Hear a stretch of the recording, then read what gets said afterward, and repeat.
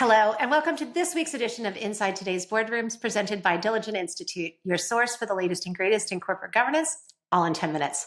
I'm your host, Lisa Edwards, Executive Chair of Diligent Institute, and today I'm joined by experienced board member Patricia Galloway. Patricia is chair of the board at Pegasus Holdings and board member at Stantec and Granite Construction. Patricia, thanks for joining us on the show. Oh, thank you so much, Lisa. It's great to have you here. Well, we know here at Diligent that you have been a big proponent of director upskilling and also an avid consumer of educational content to enhance your own abilities as an independent director. In your mind, maybe talk to us about what the biggest benefits of ongoing director education are. Why should board members continue to upskill? Well, I think it's because of the changing landscape. This landscape is changing so dramatically in three key areas on climate change, cybersecurity, AI, impacting all the industries in which we are working on.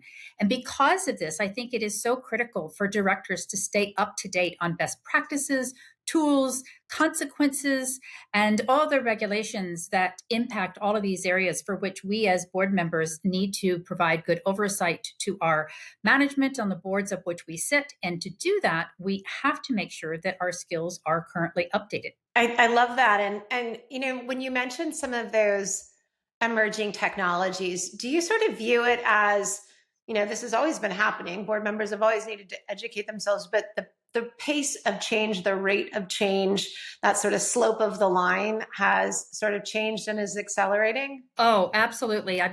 Just look at the activism that we see that is increasing. And I think that is because they're looking at the gaps, the lack of oversight, the failure to understand this changing landscape.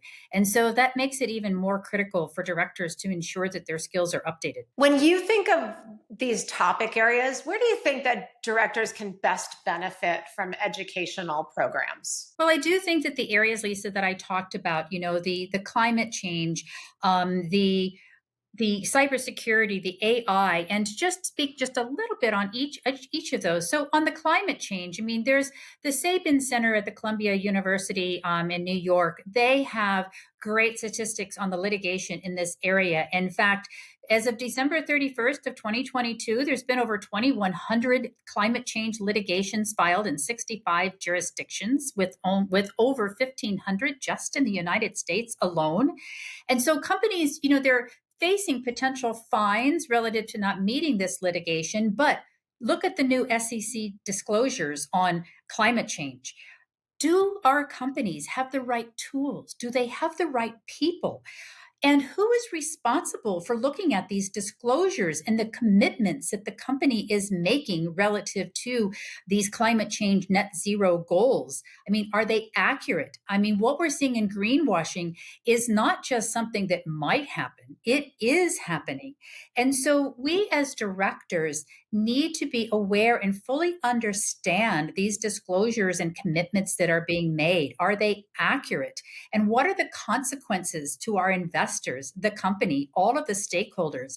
What committees are responsible for ESG? These are all things that we as directors need to be concerned about with climate change. The same is true for cyber. Just look at the recent AT&T data leak and all of the people that have been impacted by that. And cyber's complicated. It does require training. And how does the board know what it needs to know? That is kind of like the crucial question, right? And so we need to be able to understand what are the critical questions to ask of management. Are we doing these tabletop exercises? Is it just management? Or is it the full board? Or is it at least the board members that sit on the committees that are responsible for cyber? Because, these cyber attacks are sudden and they're urgent. And they can either involve ransomware or they can shut down a company's entire operations. So we as directors must be prepared to know what questions to ask management. And then lastly, on the AI, it offers so many benefits, but there's also so many unintended consequences.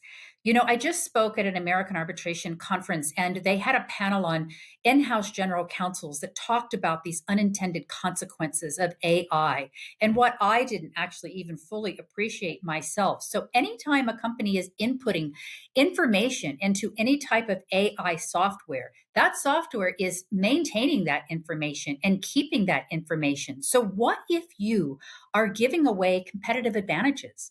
What if you are accidentally uploading confidential information about your company that you should not have been uploading?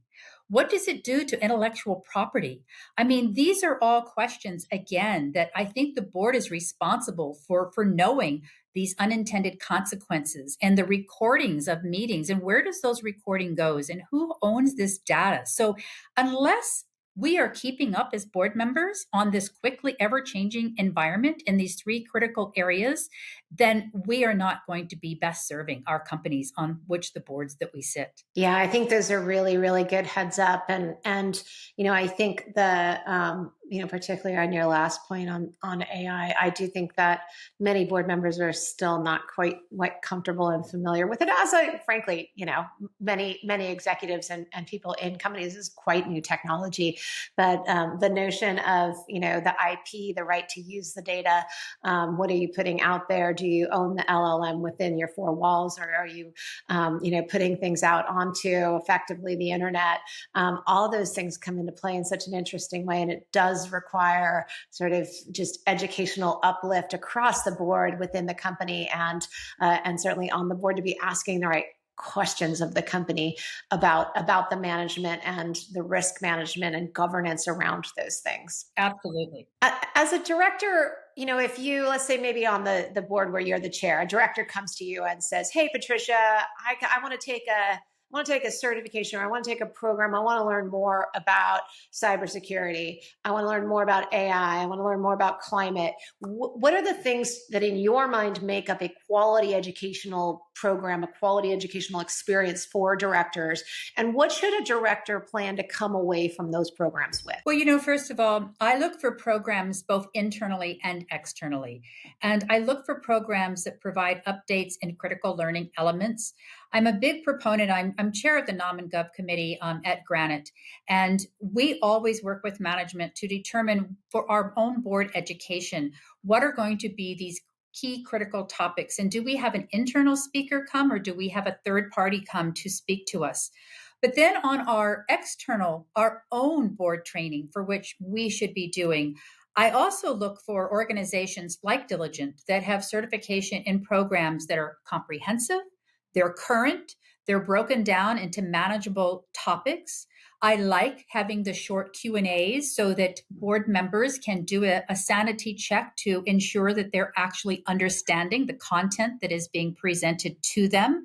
I like having the examinations at the end that gives you the reward, but also the understanding that you have comprehensively understood everything that has been presented to you in this program. I also think that the certification is really valuable because it's a recognition, not only to you as a board member that your skills have been enhanced and will benefit you, but it's a huge benefit on all the boards that you sit. It's a huge benefit to management, to give them the opportunity to know not only that you have this enhanced skill, but it allows you now to ask the critical questions of management. It allows you to add that benefit to the company and to the stakeholders.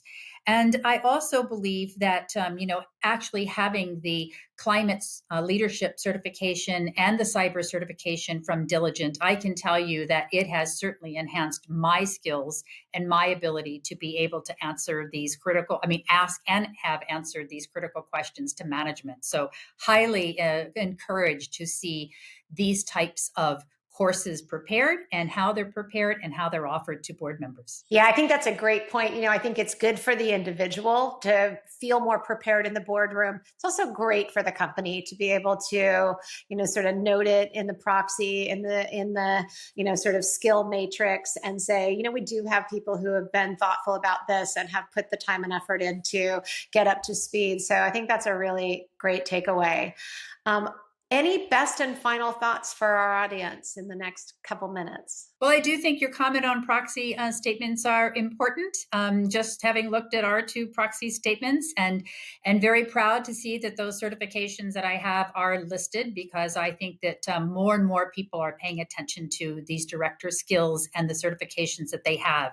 And I just can't reiterate enough the need to maintain currency in these three critical areas on climate change, cybersecurity, and AI, There, as I said, with the landscape changing so dramatically, if we're not up to date on this, then we're not going to be best serving our boards on which we serve. Really well said. Ongoing education is so important. It's just objectively good for your brain, but it's also really essential to staying relevant and helpful in the boardroom. So many, many thanks to you, Patricia, for sharing your insights here. We'll have to wrap it up there. Thank you as well to our viewers and listeners. And we'll see you next time on Inside Today's Boardrooms. Thanks for listening.